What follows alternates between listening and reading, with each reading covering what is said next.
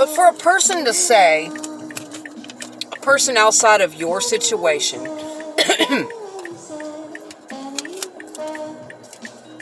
to say, to try and assume, a lot of times outside parties will make assumptions about you. Because a lot of times we vent, we need people to talk to, and we often talk about the problematic things in our lives, in our relationships. We don't always share the good things, and this goes back to damned if you do and damned if you don't in this world. I get so sick of it. If you do share good things, right, follow me here. If you are one of those people, like I am genuinely and authentically one of those people, a great deal of the time, I try to stay in that vibration. Full of gratitude, full of humility, taking delight in the smallest things in this world, taking delight in the simple things. I have learned these things over a lifetime of surviving childhood trauma, surviving all kinds of things, having a great therapist. I've learned all of these techniques, for my own survival, to survive my anxiety, my depression, and all of those things.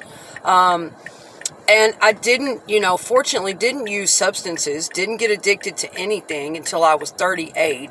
Unfortunately, I did at that time. That'll be a whole other video. But coming from an entire family of addicts, it's in my genetic. All those years, though, the way I did it was to do the work, confront the issues, learn about what happened to me, learn about myself, actually do the work, face all the negative. Don't just put some denial over it. Oh, that didn't happen to me. Here, fuck it, let me get high. Or, some fake weird type of... There's a difference between authentically facing your problems, face that negative shit. Go do all that dirty work. Get down in there. What is it all about? Feel that shit. Work through it. Get with therapists, whatever. There's a difference between being authentically... It's like earning your peace in a way. Earning your contentment. Through doing a lot of dirty, hardcore therapeutic work on yourself. Emotional work. Shadow work, if you will. Spiritual communities call it that.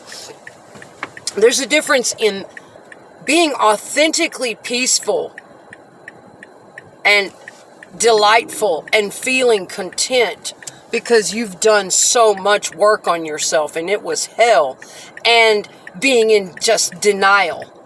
Oh, no, it's a beautiful day. And you literally ignore every fucking negative thing. See, people blow a lot of these things way out of proportion. They take it all out of context, and they think what they're doing is healthy a lot of times. And, this is stemming from me being gaslighted so much from toxic people. For instance, if you're a person that has had a lot of trauma in your life, you've got a lot of mental and emotional issues, whatever, what have you, you got shit going on, but you just kind of walk around with rose-colored glasses on all the time, and every time there's an issue, an important issue that you should face, that people might be depending on you to face, say you have children or whatever, there are going to be times where people need you to be able to cope. They need you to be able to take your fucking rosy glasses off. Get serious. Get real. Feel things. Empathize. And in order for you to be a person that can empathize with others, in order for you to have a healthy mentality, healthy level of emotional intelligence, and just be well balanced, in order for you to do that, sometimes you have to get down and dirty into the nitty gritty shit, negative emotions. You have to be a person that can feel. You can face sorrow and feel it. You can face anger. You can confront things. You can be assertive and not duck and dodge in an unhealthy way. running to substances or checking out. Okay, there's a big difference there. Those people do drive me crazy because they end up hurting other people. Those people with the constant rose-colored glasses who are in complete fucking denial of not only the things that have happened to them in their life, but the things they do to other people, the things they overlook. They are extremely neglectful of other people's emotions. They are actually very toxic, but yet they will sit there and act like, I'm being nice. Oh my goodness, look at you, so angry and upset, and you're always so serious. Lighten up. I want to have fun in life. You're the negative one. Those people are sick as shit. They are sicker than all of them. Sorry, I have a hard time with that because I've got family members that treated me that way. They turned a fucking blind eye to what was happening to me, and that shit triggers me. I don't deal with that. So I want to make it very clear there's a big difference between someone who authentically has peace, contentment. They are delighted by the small things in the world. They're full of gratitude. They see beauty. They are really connected, really feeling that. They are in an upbeat mood. They are taking an approach to life where they are transmuting all of the adverse things that have happened to them and turning it into a positive. And not that toxic positivity shit either. That's what I'm getting at. This is not that. There is a big difference in people that have actually done the fucking emotional work. It's because they have faced so much pain. They have literally faced it, worked through it, torn it apart, either with the therapist or friends or on their own, in a notebook, in a workbook. They've studied, they've gotten down into those fucking feelings and sorted a lot of it out and rewired some things. They've put new programming in there. They don't run to toxic defense mechanisms. There's a difference between being in denial, using toxic defense mechanisms, checking out, I'm just being nice, I'm just having a good time, I'm really fun and you're not. And yet that type of person, oftentimes they are the most toxic fucking people ever. They will gaslight you, lie to you, betray you, look over it when you're going through something or you're being authentic. It's so fucking twisted being around someone like that who cannot cope. My mother's like that to a degree. I've had romantic involvements like that. And I know that that's their way of coping with life. It's just too fucking much for them. They have never dealt with their own trauma, and they refuse to. Hey, that's fine if that's what you want to do. I can't force you to face your challenges, your deep personal wounds. But I'll tell you what, you can't walk around the world with such rose-colored glasses on that you're fucking hurting everyone else. And it really causes problems. So that kind of thing I can't stand. It's important to be able to distinguish between the two. Now, let's get back to being genuinely and authentically peaceful inside. Authentically, I've used that all of my life. After going to therapy, after sitting at home on the weekend on a regular basis and tearing through my emotions and studying and really trying to learn a better way to cope with things and, just all these things, my mental and emotional and spiritual intelligence, after really facing down some ugly things that a lot of people will not do. They just want to avoid or act like never happened or whatever. After doing that, hell yeah, I use creativity. I love to finally earn my good mood. That's what a lot of people shit on. They just, what are you so fucking happy about? Oh, I hate that Christmas shit, all right? They piss all over a lot of people, but you never know. Some of those people might have had to crawl through hell to get that authentically, I'm going to be okay. I'm going to be okay. I'm enjoying this beautiful day. They are full of gratitude. They are choosing to have gratitude instead of walking around fucking bitching, moaning, complaining, blaming others all the time. They've done their work. So there's a big difference. And I do that a lot. So the point I wanted to get at is when you have outsiders, okay, and you've talked, you're having a situation, a relationship situation, and a lot of times you vent, you talk about the negative aspects because those are the parts that need to be addressed. Hell, the good parts are good. You don't need to talk about those as much. And back to damned if you do and damned if you don't. Isn't that some shit? And it's authentic when I do it.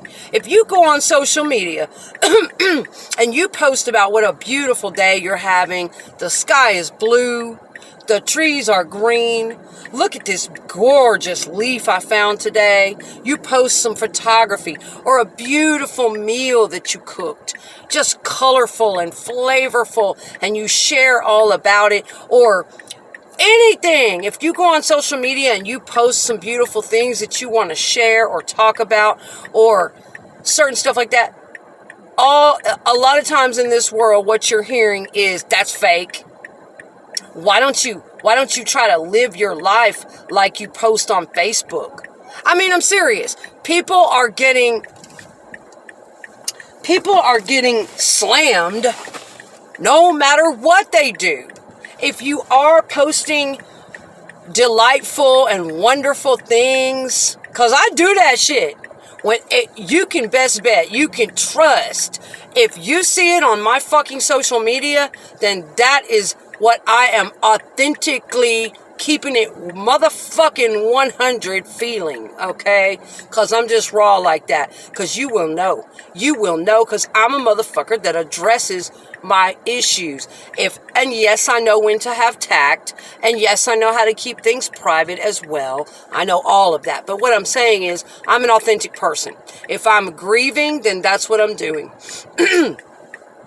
If I am sad or having a bout of depression, then that's what's going to get addressed.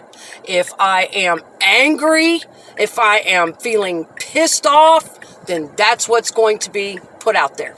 I'm going to face that situation. I'm going to be working through those issues. I'm going to be assertive about it.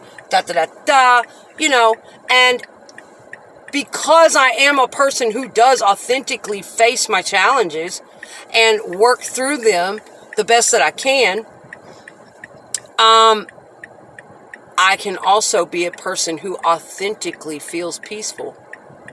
It's not synthetic. It's not fake. And it's not denial. When I do get around to having those days and those moments where I feel at peace and I'm feeling the beauty of this world and I'm creating something or sharing something high vibrational, when I've done my dirty work, and my frequency has raised, you can best bet it's 100% authentic. It's not a fucking denial. It's not fake. But yeah, we hear that a lot. It's damned if you do and damned if you don't. That's what I'm saying. In this world, just do what you do because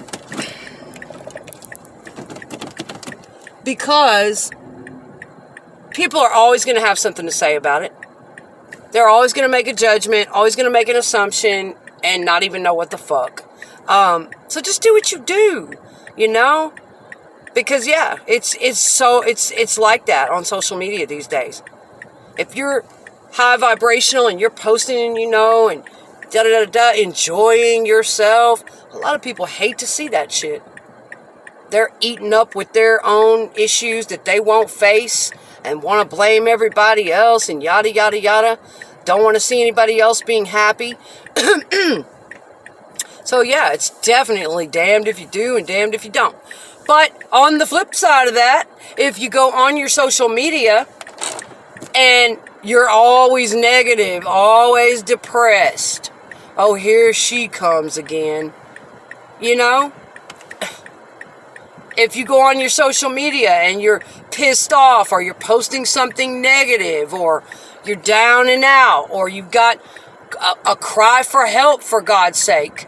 I'm really going through hell. I'm really going through relationship problems or emotional problems.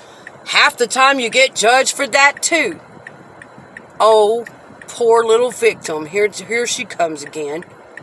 Or, what's this drama queen talking about now? Or, I mean, seriously, it's really like that. So make up your mind, human race.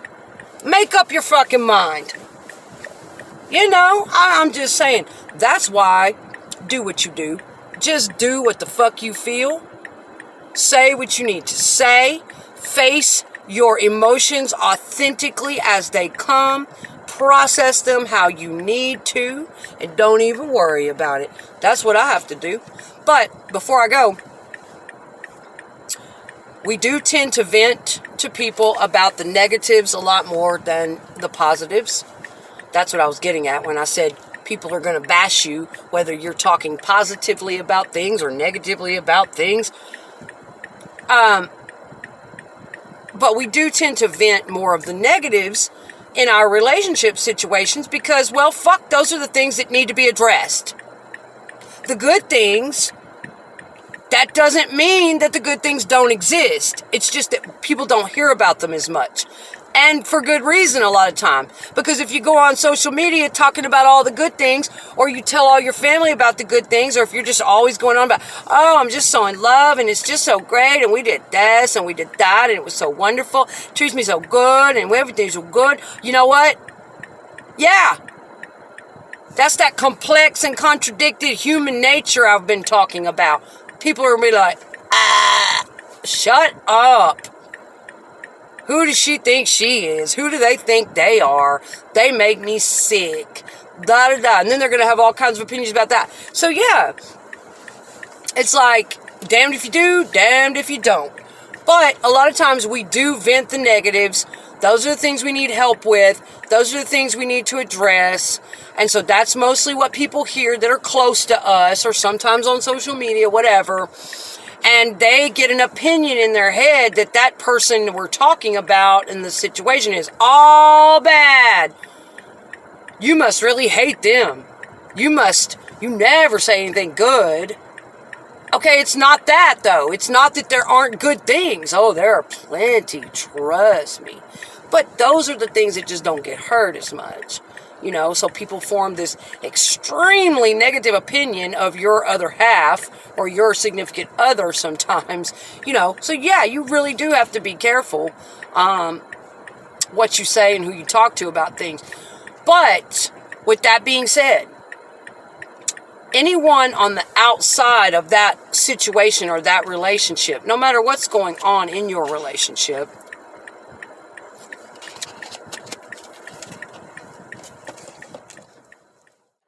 I think I read too many YouTube comments. This, you know, a lot of this is coming from somewhere within me.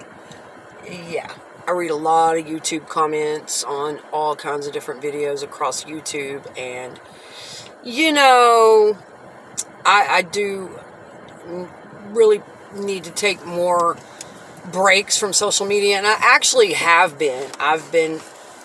I've been on Facebook actually about 12 years, and regularly, without hardly missing a day. And here recently, I just haven't been going on there at all. I've been actually spending a little more time on YouTube. Actually, just really trying to spend more time reading, researching, brainstorming, creating, getting back to myself, working on content. So, yeah. But this is all coming from somewhere inside of me. I've had a rough few years. Just dealing with people and toxic people. People with all kinds of shit going on, you know? And, you know, I was involved in a situation where there was a lot of gaslighting going on. And so this is a good way for me to release, validate, but yeah, earlier talking about, you know, all that's going on social media. It's like, damned if you do, damned if you don't. If you post this, you know, you're always going to get there's just so many different opinions out there, and so many different personalities. And then, of course, you're going to have somebody who says, well, why do you even have to use social media so much? Why do you have to post your business on social media so much? Why aren't you more private? Okay, we're in the fucking day and age of social media. Period. That's what people are doing now. It's not like it's that freaking abnormal. You know, I've read comments across YouTube, people commenting on different things. Oh, like in the Shanann Watts case, the woman that was murdered by her husband when she was 15 weeks pregnant and their 2 children. She was a sales representative for, she worked for a company called Lavelle. She sold Thrive. And anyway, you know, as part of her job, she went on Facebook a lot. She went live a lot. She was a promoter. And like myself, she loved to get on camera and talk about her life, her feelings. She loved to film her children. She just did a lot of things. And oh my God, people bash her for that. And she was the narcissist. She had to be on camera all the time, and she just lived her life online, you know. And I know I take people's comments with a grain of salt. You know, people I don't even know, of course, across the internet. I'm not going to get all too worked up over that. But it's just the shit that's out there that people often don't take enough time to really look at it in an objective way. You know, I mean, think about it. We all have a little narcissism. I mean, it drives me crazy to an extent. People should educate themselves. We all can be narcissistic. We have to have some fucking ego to survive this world.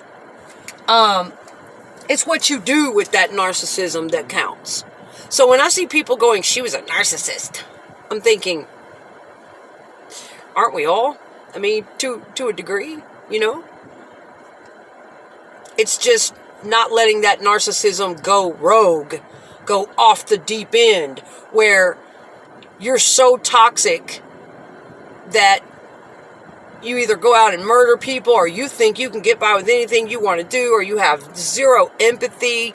You're always doing all kinds of horrible and toxic things and psychologically abusing people and taking advantage of people, yada, yada, yada. All the way down the spectrum. It falls on a damn spectrum.